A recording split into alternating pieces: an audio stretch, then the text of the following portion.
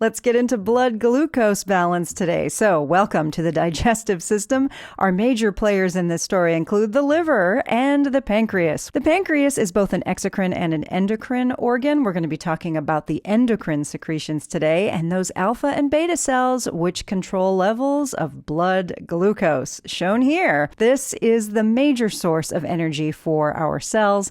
It's a carbohydrate along with other carbs that you probably know. And I'm going to symbolize it with this brick because molecular models can be a little scary in the beginning, and we use glucose to build other molecules like glycogen. Check this thing out. So it's got a protein in the middle surrounded by up to 30,000 of those little glucose units. Ooh, that is so cool. We're going to dive in here, but can you take a second and help me out? Hit that subscribe button, like, and share this video. It helps me out a lot. Thanks. Okay, so the amount of glucose in your blood is something that the body regulates really carefully. If we have long-term elevated levels of blood glucose, many types of serious damage can occur. On the other hand, if blood glucose levels are too low, you can experience many of these symptoms. So in other words, this is a big deal. How much glucose is there? Now, unlike bricks, you can't actually count the number of glucoses, so we're going to use a concentration measurement. It's a compound measurement. Don't panic. We measure the mass of glucose in a volume of blood. Okay, like other concentrations that you know,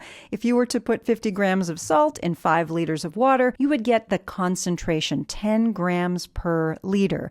It's mass per volume. Okay? Unfortunately, the units that we use for glucose can be a little bit ugly. We use millimoles per liter, or more commonly, milligrams per deciliter. Okay, that is a concentration unit because it is a mass per volume. Okay, so that's all that means.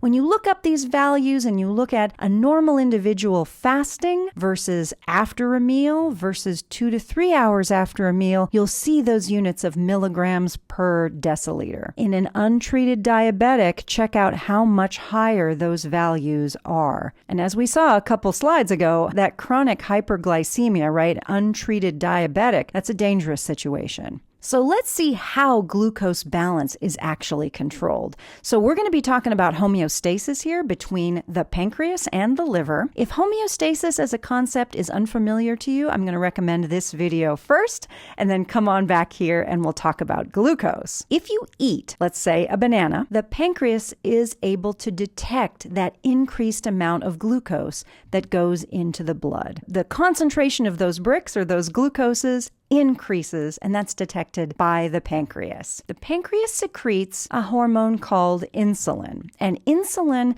tells the liver to pull glucose from the blood and store it as glycogen. So you can think about it like this.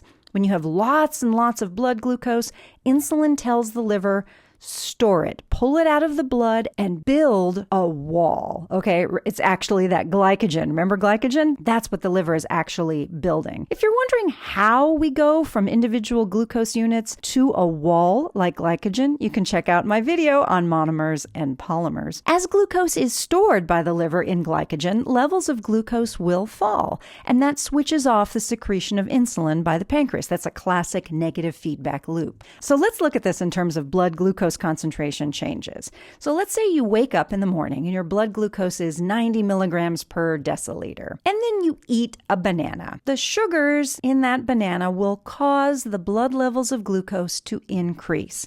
And once it reaches a certain threshold level, the pancreas will detect it. And the pancreas knows we're approaching a level that is too high. So it's going to tell the liver via insulin secretions to take that excess glucose and store it. So that's exactly what the liver does. The liver pulls that excess glucose out of the blood, builds that wall of glycogen, and blood glucose levels will fall. On the other hand, as cells of the body remove and use the glucose, blood glucose levels will decrease. And once they decrease to a certain threshold low level, the pancreas will detect it. And in response, it secretes a different hormone called glucagon. Glucagon tells the liver to release glucose from those glycogen storage molecules. So glucagon tells the liver, hey, break down those walls and get those glucose bricks back into the blood. As glucose is released, the levels of glucose in the blood, of course, will go up, and that will switch off the secretion of glucagon by the pancreas. Again, that's your negative feedback loop. So looking at it on the graph,